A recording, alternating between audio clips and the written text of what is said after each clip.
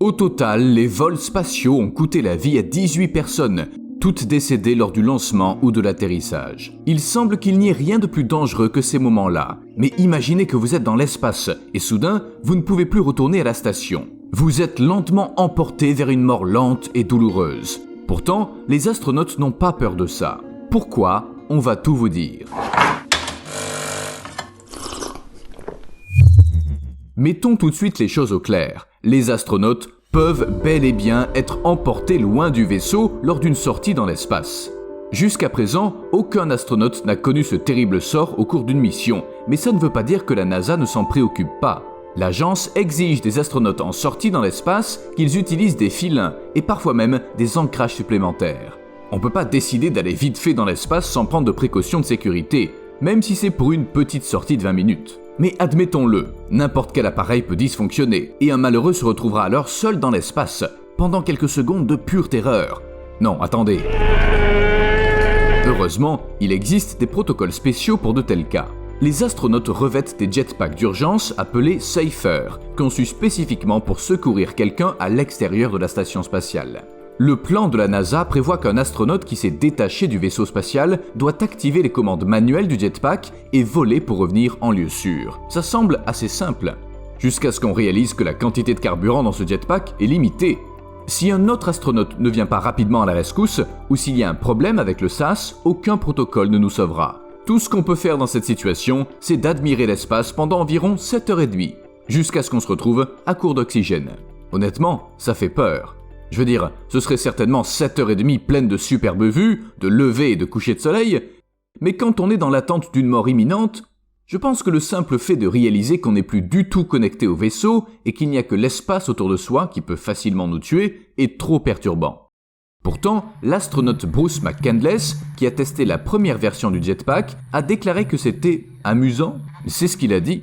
Il faisait également très froid, car l'astronaute ne bougeait pratiquement pas, et c'était probablement magnifique. Mais McCandless a admis qu'il regardait surtout la navette, pas le paysage. De nos jours, on a des jetpacks qui peuvent permettre de sauver la vie de quelqu'un. Mais en 1973, les astronautes Pete Conrad et Joe Kerwin n'avaient rien de tout ça. Ils étaient à l'extérieur de la station spatiale Skylab, réparant un panneau solaire coincé dans la mauvaise position. Mais soudain, l'antenne s'est retournée et elle a failli éjecter les astronautes. Heureusement, leurs filins ont tenu et les deux hommes sont retournés à la station en riant.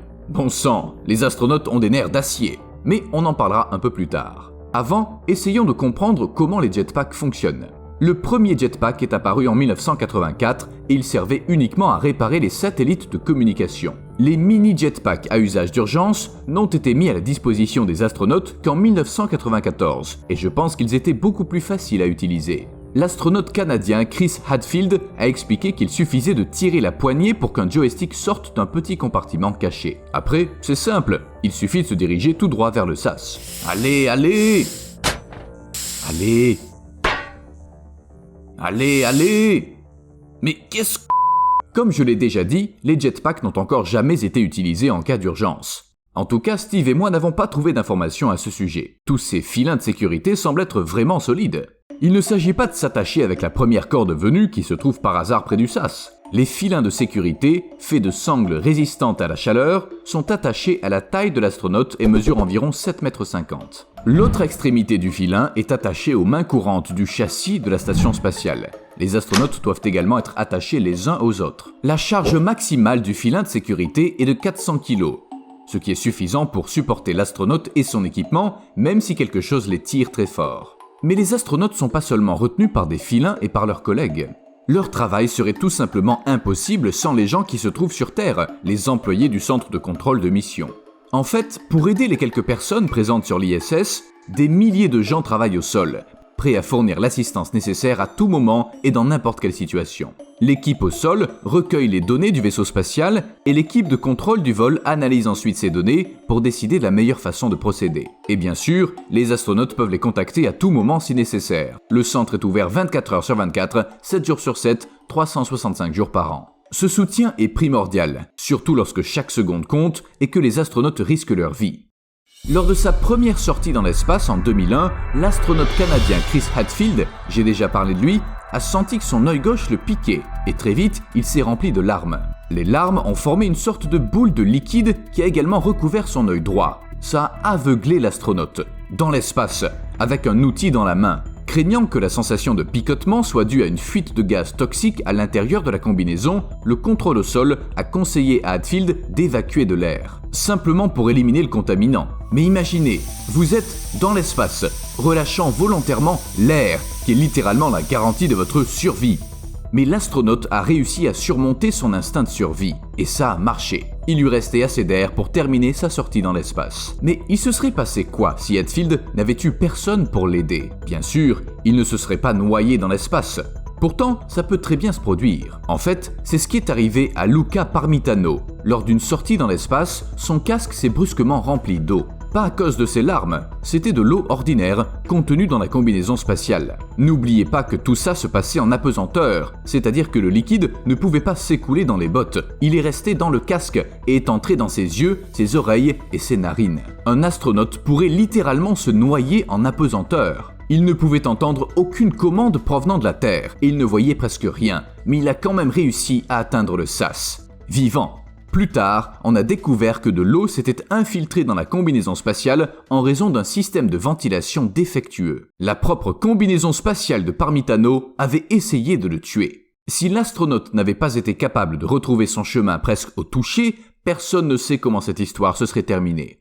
Mais les ingénieurs ont retenu la leçon et ils ont conçu un bouton de retour à la maison. Au lieu de guider son jetpack ou d'atteindre le SAS à l'aveugle, on peut simplement appuyer sur un bouton de sa combinaison. Ça active un système qui ramène automatiquement l'astronaute à la station. De plus, le retour automatique peut être activé à distance depuis la station, si par exemple, non seulement le filin et la combinaison spatiale font défaut, mais aussi l'astronaute lui-même. Il s'est avéré qu'il n'était pas facile de concevoir un tel mécanisme. Après tout, il n'y a pas de point de repère dans l'espace pour établir automatiquement un itinéraire. Hé, attendez un peu, pas cette maison, mon autre maison.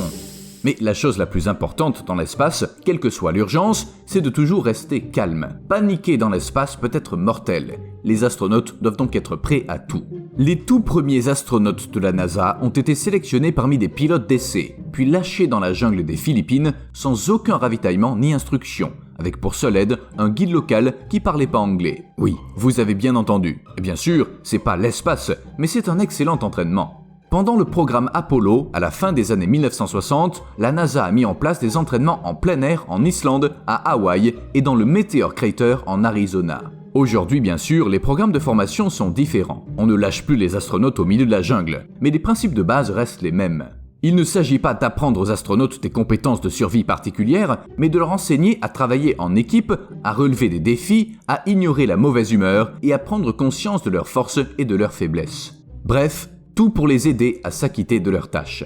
Et si vous pensez que tout ça est absurde et que faire passer à des astronautes quelques jours dans la jungle ou dans un froid extrême est une mascarade, Steve a trouvé un exemple pour vous. Lors de la réparation du télescope spatial Hubble, les astronautes ont dû passer environ 8 heures dans l'espace. Mais la pièce qu'ils devaient enlever refusait de bouger. Je vous laisse un peu de temps pour imaginer à quel point il est difficile de faire quoi que ce soit quand on a les doigts dans ces gants géants. Michael Massimino, qui était chargé de la réparation, sentait monter la frustration et il se reprochait d'être incapable de faire son travail. Mais grâce à l'expérience reçue en formation, il a réussi à gérer ses émotions. Le télescope Hubble a été réparé. Mais tout ça, c'est de l'entraînement de type endurance. Il y a aussi un test sous-marin. Le centre spatial de Houston possède une piscine d'environ 12 mètres de profondeur, qui contient suffisamment d'eau pour remplir plusieurs piscines olympiques. À l'intérieur, il y a une réplique de la Station spatiale internationale. Cette installation, connue sous le nom de laboratoire de flottabilité neutre, est le lieu où les futurs astronautes s'entraînent aux sorties dans l'espace à l'extérieur de l'ISS. Oui, sous l'eau. Étrangement, l'eau est le meilleur moyen de simuler l'apesanteur. On fait enfiler à un candidat astronaute une combinaison spatiale, on y ajoute un peu de poids et il devient à flottabilité neutre, c'est-à-dire qu'il ne flotte ni ne coule. Une fois dans cet état, les candidats se promènent dans la piscine pendant des heures pour effectuer des réparations et d'autres tâches sur la fausse station spatiale. On peut dire qu'ils se préparent à l'apesanteur. Et tout ça semble bien mieux que de survivre dans la jungle. Alors que je pensais qu'on avait tout vu de l'entraînement spécifique aux astronautes, Steve a découvert ce qu'on appelle la psychologie aérospatiale. Oui, c'est un drôle de nom. Ça n'a rien à voir avec les signes du zodiaque et autres balivernes astrologiques. Les psychologues aérospatiaux aident les astronautes. Même les premières personnes qui sont montées à bord d'une station spatiale ont subi un stress psychologique important. Isolement, difficultés de communication, risque de dépression, solitude. Pour faire face à tout ça, on doit être très stable mentalement. Même des conversations régulières avec des spécialistes avant, après et pendant le vol ne peuvent garantir qu'une personne supportera son séjour à bord de l'ISS. C'est pourquoi les astronautes passent par le processus de sélection le plus rigoureux qui soit. Sur les 60 candidats, les psychologues aérospatiaux en sélectionnent 10, et c'est les meilleurs des meilleurs. Sachant tout ce que je vous ai dit jusqu'à présent, il n'est pas étonnant que devenir astronaute soit si difficile que ça en devienne presque impossible. En 1981, Clayton Anderson a rejoint la NASA en tant que stagiaire. En 1983, il fut engagé à plein temps en tant qu'ingénieur. La même année, il a posé sa candidature pour devenir astronaute. C'était sa première demande. Sur 15, la NASA l'a rejeté. Et encore, et puis encore, mais il n'a pas baissé les bras, il a progressivement amélioré son CV. Il a appris à faire de la plongée sous-marine, à piloter un avion, il a gravi les échelons de sa carrière. Alors que Clayton désespérait presque d'y parvenir, la NASA a finalement reconnu ses efforts. Aujourd'hui, Clayton est un astronaute retraité qui a effectué 6 sorties dans l'espace au cours de sa carrière. Alors, si vous voulez un exemple de l'importance de croire en ses rêves et que les dessins animés Disney ne vous convainquent plus, lisez son histoire. Mais vous savez, pendant qu'on travaillait sur la vidéo, une pensée me trottait dans la tête. Et si le filin qui maintient un astronaute connecté à la station spatiale ne se rompait pas tout seul? Si quelqu'un le coupait, ce serait un meurtre dans l'espace? Ou une tentative de meurtre si le jetpack fonctionnait et que l'astronaute parvenait à se mettre en sécurité? On fait quoi dans un tel cas? Il existe des normes de droit international, mais l'ISS n'est sous la juridiction d'aucun pays. Enquêter sur un meurtre dans l'espace serait beaucoup plus difficile que d'enquêter sur un crime sur Terre. C'est très déroutant. En général, on estime que les lois du pays qui a envoyé la station ou le vaisseau spatial dans l'espace s'appliquent sur le territoire de la dite station ou du dit vaisseau spatial. En d'autres termes, si un astronaute américain est accusé d'avoir tué un autre américain alors qu'il volait à bord d'un vaisseau spatial de la NASA, il sera jugé selon le droit américain. Les choses peuvent devenir un peu plus compliquées si le meurtre a lieu sur l'ISS et que le tueur et la victime présumée sont des citoyens de pays différents. Dans ce cas, les lois du pays de l'auteur de l'infraction semblent s'appliquer. Mais dans certains cas, on considère le pays de la victime. Heureusement qu'ils tiennent pas compte du pays que la station survolait au moment du crime ou quelque chose comme ça. Vous imaginez ce qui se passera quand on construira des hôtels spatiaux? Il y aura certainement différents délits, parce que des astronautes calmes et capables de gérer tout ce qui se présente, c'est une chose, mais des touristes, c'est une toute autre affaire. Dans ce cas, un détective spatial devra se rendre dans l'hôtel spatial. Enfin, quelque chose comme ça. À plus.